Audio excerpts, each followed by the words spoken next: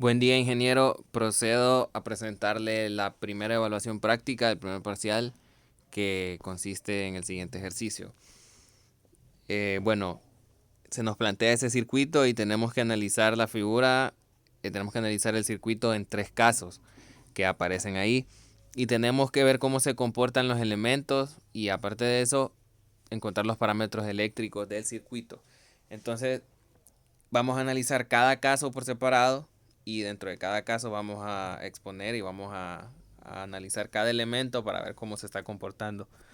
Entonces, antes de comenzar, es importante recalcar los datos importantes de las hojas de datos del diodo y del tiristor, que son los elementos semiconductores del circuito.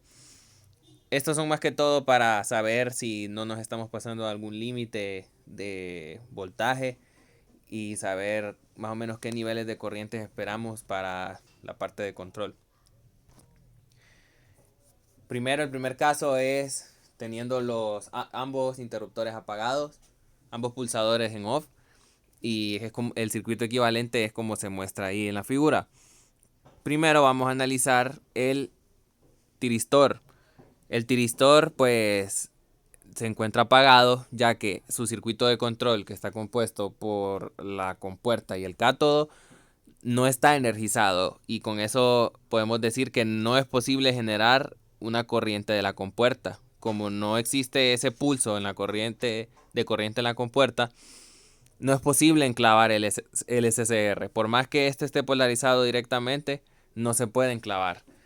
Y va a recibir los 12 voltios de la fuente, pero no va a pasar nada, no se va a dañar porque aguanta hasta más de 30 voltios como lo indica su hoja de datos. Entonces no puede conducir el tiristor. Hablando ya de la lámpara, de la carga, pues como no tiene voltaje, tampoco tendrá corriente y estará apagada. El diodo estará polarizado inversamente bueno, en este caso tendrá 0 voltios porque todo el voltaje lo tiene el tiristor. Pero en caso de tener alguna parte del voltaje, no va a pasar nada, no se va a dañar, porque la hoja de datos indica que puede ser polarizado incluso a 50 voltios en inversa y el diodo no va a tener ningún problema. No tomamos en cuenta R1 porque al tener S1 abierto pues se elimina esta resistencia. R2 no tiene voltaje ni corriente, como lo habíamos dicho, del circuito de control. Y pues la fuente no envía ninguna corriente. En cuanto a los parámetros eléctricos, pues vemos que no hay corrientes y todo el voltaje lo tiene el tiristor, que se encuentra en corte. Para el inciso B, el circuito equivalente es como lo vemos ahí. Ahí tenemos el pulsador S1 presionado y S2 lo tenemos en abierto. Y ese es el circuito que se podría observar.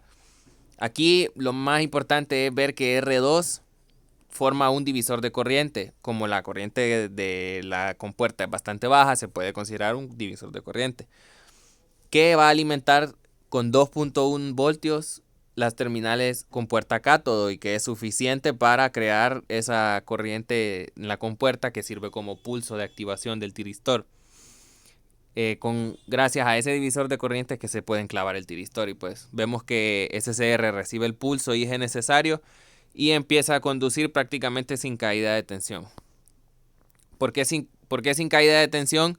Porque la mayoría de la tensión la recibe la lámpara que está conduciendo y está encendida. El diodo recibe los 12 voltios de polarización inversa, pero no se daña, lo indica la hoja de datos. R1 pues forma parte del divisor de corriente de tensión y agarra el resto del voltaje, se puede decir.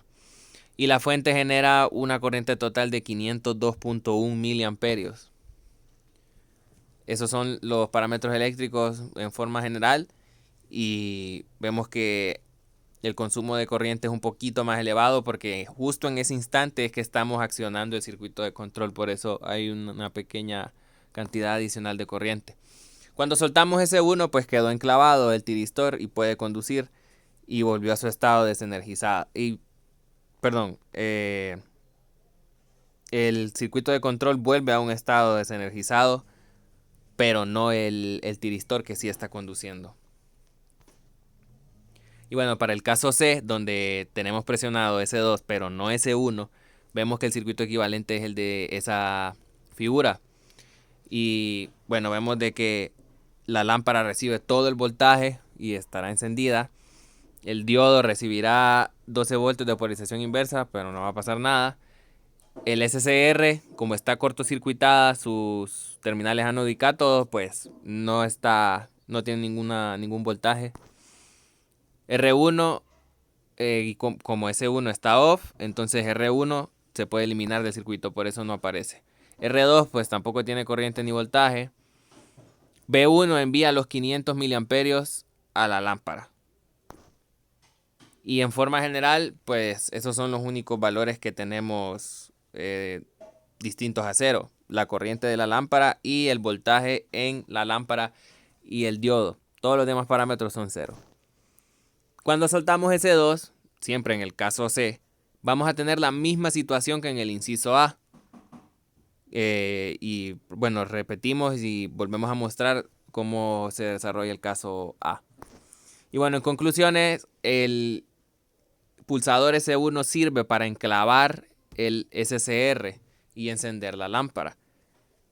En cambio, el SC2 solamente enciende la lámpara mientras ese S2 está presionado.